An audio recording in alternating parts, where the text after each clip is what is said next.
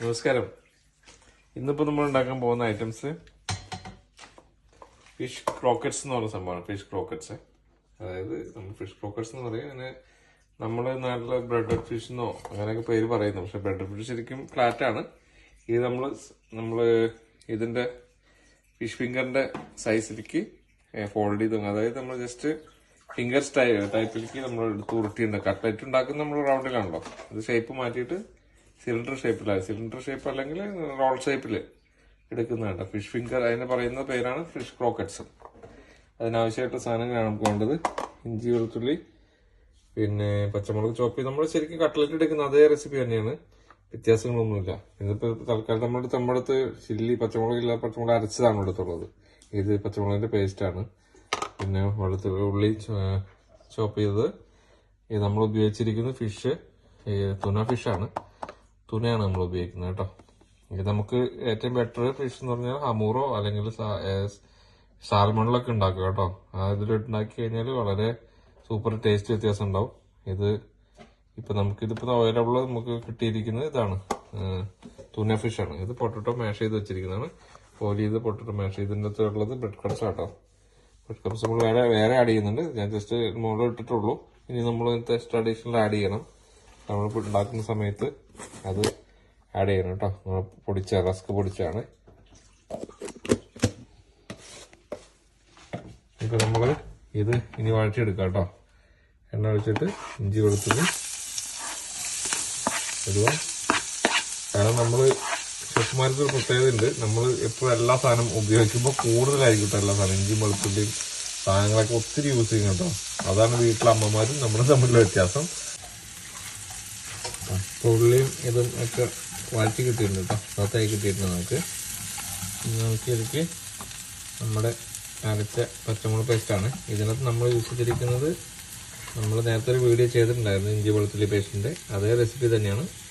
Oil, salt, വിനാഗിരി വെച്ച് അരച്ച് വെച്ചിരിക്കുന്നത്. നമുക്ക് ഏകദേശം 1 മന്ത് വരെ, ഒരു മാസം 30 ദിവസത്തോളം നമുക്ക് ഹോൾഡ് ചെയ്ത് ഫ്രിഡ്ജിൽ വെക്കാം കേട്ടോ, അരച്ചിട്ട്. അപ്പോൾ നമ്മൾ അങ്ങനെ അരച്ച് വെച്ചിരിക്കുന്നതാണ്. ശരിക്കും നമ്മൾ ഇഞ്ചി വെളുത്തുള്ളി പേസ്റ്റിലൊക്കെ നമ്മൾ അരച്ച് വെക്കാറ്.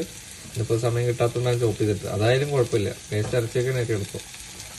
അപ്പോൾ ഇത് ഒരു ഏകദേശം 2 സ്പൂണോളം വരും കേട്ടോ. ഇത് പച്ചമുളകിൻ്റെ എരിവ് അനുസരിച്ചിരിക്കെ നമുക്ക് കൂടുതൽ എരിവ് വേണമെങ്കിൽ അതനുസരിച്ച് ചേർക്കാം. നമുക്കിത് ഏറ്റവും നല്ലത് ചെറുതായിട്ട് അരിയാൻ പറ്റുന്നുണ്ടെങ്കിൽ അത് നല്ലത്, കുഴപ്പമില്ല കേട്ടോ. അങ്ങനെ ചെയ്യാം. നമ്മുടെ എരിവിനനുസരിച്ച് നമുക്ക് ചേർക്കാം കേട്ടോ. ഇപ്പോൾ അത് ചായി അതിലേക്ക് നമുക്ക് കുറച്ച് ഉപ്പിട്ട് കൊടുക്കാം.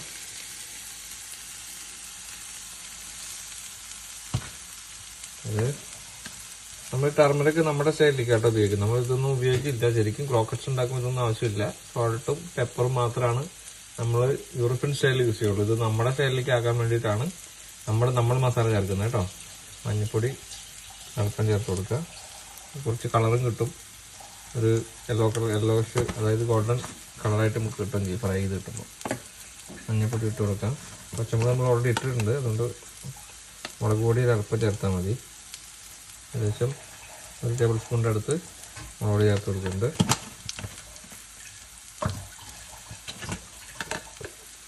പിന്നെ 1 ടേബിൾ സ്പൂണ് മല്ലിപ്പൊടി ചേർക്കുന്നുണ്ട്. ഇത് നമ്മുടെ ടേസ്റ്റിനനുസരിച്ച് വേണമെങ്കിൽ മാറ്റാം കേട്ടോ. ഇത് വേണമെങ്കിൽ നമുക്ക് സോൾട്ടും പെപ്പറും മാത്രം വെച്ച് ഉപയോഗിക്കാം. അല്ലെങ്കിൽ നമുക്ക് അങ്ങനെയും നമ്മുടെ സ്റ്റൈലിലേക്ക്, ഇത് ഇന്ത്യൻ സ്റ്റൈലിലേക്കായി മാറും. ഇതിൽ വേണമെങ്കിൽ മല്ലിയിലൊക്കെ അരിഞ്ഞ് ചേർക്കാം കേട്ടോ. നമ്മുടെ ഇഷ്ടമനുസരിച്ച് നമുക്ക് ഫ്ലേവർ വേണമെങ്കിൽ ചേഞ്ച് ചെയ്യണമെങ്കിൽ അങ്ങനെ ചേഞ്ച് ചെയ്യാം. ഇത് ഏകദേശം 1/2 kg ഉണ്ട്. 1/2 kgയുടെ അടുത്ത് തുന ഫിഷ് ഉണ്ട്. നമ്മളത് അതിനകത്തേക്ക് ആഡ് ചെയ്ത് കൊടുക്കാം കേട്ടോ. എന്തിനാണെങ്കിൽ വെള്ളം ഡ്രൈ ആയി കിട്ടാൻ വേണ്ടിയിട്ട് നമ്മളിങ്ങനെ ചെയ്യുന്നത് കേട്ടോ. ഇതിപ്പോൾ ഓൾറെഡി മീറ്റായിട്ടെല്ലാം കുക്കറാണ്. നമ്മളൊന്നും ചെയ്യേണ്ട ആവശ്യം. പച്ച മീറ്റല്ല, ഇത് ഓൾറെഡി പിന്നായതുകൊണ്ട് പിന്നിൽ വരുന്നതുകൊണ്ട് ഞാൻ കുക്കഡ് മീറ്റാണ് കേട്ടോ വരുന്നത്. ജസ്റ്റ് വെള്ളം വെച്ചിട്ടിരിക്കുന്നതിന് ഞാൻ ചെയ്തിരിക്കുന്നത് കേട്ടോ. ഈ റെസിപ്പിയിൽ നമുക്ക് ഉണ്ടാക്കിയിട്ട് സാൻഡ്വിച്ചൊക്കെ ഉണ്ടാക്കാം കേട്ടോ. ഇതേ റെസിപ്പിയിൽ നമുക്ക് ഉണ്ടാക്കിയിട്ട് ടോട്ടല ബ്രെഡിലോ അങ്ങനെയൊക്കെ അല്ലെങ്കിൽ നമ്മുടെ ബ്രെഡ് സാൻഡ്വിച്ചിലോ ഒക്കെ ഉപയോഗിച്ച് ഉണ്ടാക്കാൻ പറ്റും കേട്ടോ. ഇങ്ങനെ ഇതേ രീതിയിൽ ഉണ്ടാക്കിയിട്ട് നമുക്ക് വേണമെങ്കിൽ സോസ് ആഡ് ചെയ്യാം. ടൊമാറ്റോ സോസോ അല്ലെങ്കിൽ നമ്മുടെ ഇഷ്ടത്തിന് ഫ്ലേവർ അനുസരിച്ച് വേണമെങ്കിൽ മയണൈസ് ആഡ് ചെയ്യുന്നത് അത്ര നല്ലതല്ല, കാരണം ഫിഷുമായിട്ട് കൊമ്പി അല്ല അത് മയണൈസ്. അപ്പോൾ മുട്ട ചേർക്കുന്ന അത്ര നല്ലതല്ലാത്തത് കൊണ്ട് അതിൻ്റെ ആവശ്യമില്ല. അപ്പോൾ ബെറ്റർ ടൊമാറ്റോ സോസോ അല്ലെങ്കിൽ ചില്ലി സോസോ സോയ സോസൊക്കെ ഒഴിച്ചിട്ട് വേണമെങ്കിൽ ഫ്ലേവറുകൾ മാറ്റങ്ങൾ അങ്ങനെ ചെയ്തിട്ട് നമുക്ക് സാൻഡ്വിച്ച് രീതിയിൽ നമുക്ക് വേണമെങ്കിൽ ഉണ്ടാക്കാം. നമുക്ക് ബ്രെഡിലേക്ക് ഉപയോഗിക്കാം, അല്ലെങ്കിൽ ടോട്ടല ബ്രെഡിനകത്ത് ഉപയോഗിക്കാം സാൻഡ്വിച്ച് ഉണ്ടാക്കുന്ന രീതിയിൽ. ഇതിപ്പോൾ നമ്മൾ ഫിഷിന് ഉപയോഗിക്കുന്നില്ല. ഇത് റെഡി ആയിട്ടാ. നമ്മളത് വേറെ പാത്രത്തിലേക്ക് മാറ്റി കൊടുക്കാം. നമുക്ക് പിള്ളേർക്ക് സ്കൂളിലേക്ക് കൊടുത്തു വിടാൻ സ്നാക്കായിട്ട് ഉപയോഗിക്കാനൊക്കെ നല്ലതാണ്. നമുക്ക് ഫ്രീസറിൽ ഹോൾഡ് ചെയ്യാം കേട്ടോ. ഇതിന് ഉണ്ടാക്കി നമ്മൾ ഫ്രീസറിൽ എടുത്ത് ഉണ്ടാക്കി വെക്കുകയാണെന്നുണ്ടെങ്കിൽ, ഞങ്ങളിതുപോലെ മുമ്പ് കട്ട്ലറ്റ് ഉണ്ടാക്കിയിട്ട് എടുത്ത് വെച്ചിട്ടുണ്ടായിരുന്നു. അപ്പോൾ അത് ഹോൾഡ് ചെയ്ത് വെക്കുകയാണെന്നുണ്ടെങ്കിൽ നമുക്കിത് ഒത്തിരി ദിവസം വരെ യൂസ് ചെയ്യാം ഫ്രീസറിൽ എടുത്ത് വെക്കുകയാണെങ്കിൽ.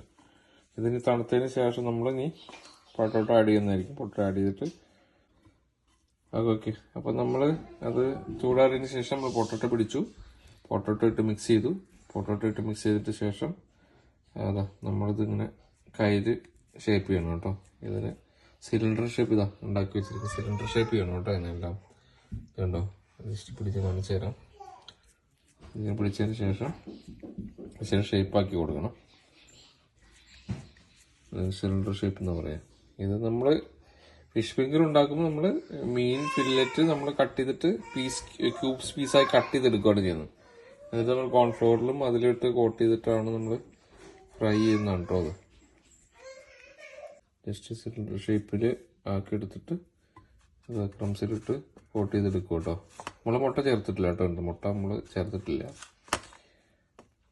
മുട്ട ചേർത്തതിൽ കുറച്ച് കോട്ടിങ് കൂടുതൽ കിട്ടും. ഇത് നമ്മൾ ജസ്റ്റ് ബ്രെഡ് ക്രംസിൽ മാത്രം എടുത്തിട്ടുള്ളതാണ്. പൊട്ടറ്റോ ചേർത്തിട്ടുണ്ട്. കാരണം അതിൽ ഓൾറെഡി മോയ്സ്ചറൈസേഴ്സ് ഉണ്ടാവും. നമുക്കിത് വെച്ചാൽ ഫിഷിൻ്റെ ഉള്ളിൽ ഓൾറെഡി വെള്ളം ഉള്ളതുകൊണ്ട് അതിന് പെട്ടെന്ന് പിടിച്ചോളും. പൊട്ടറ്റോ ചേർത്തിട്ടുണ്ട്.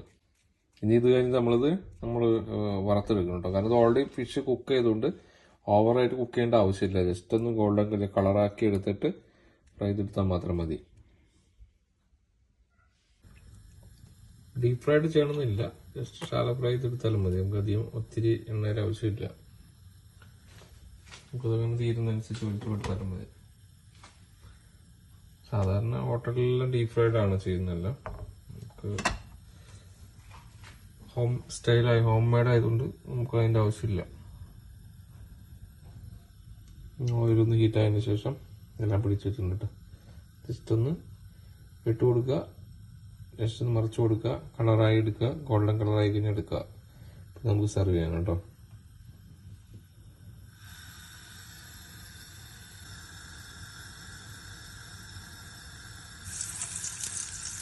എണ്ണ ചൂടായിട്ടുണ്ട് കേട്ടോ.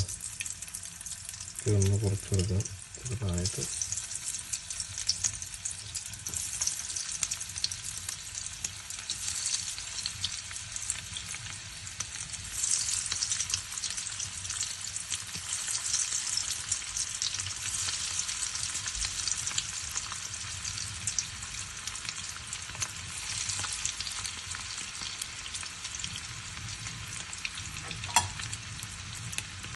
കൊടുക്കാം കേട്ടോ.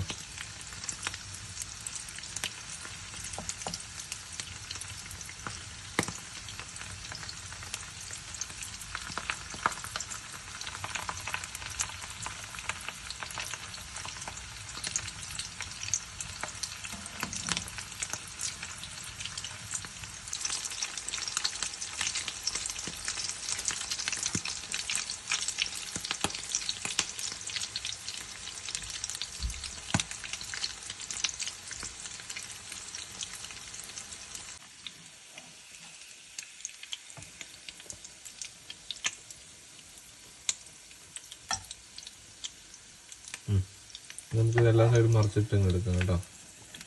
റെഡി ആയിട്ടുണ്ട്. നല്ല സോഫ്റ്റ് ആണിത്.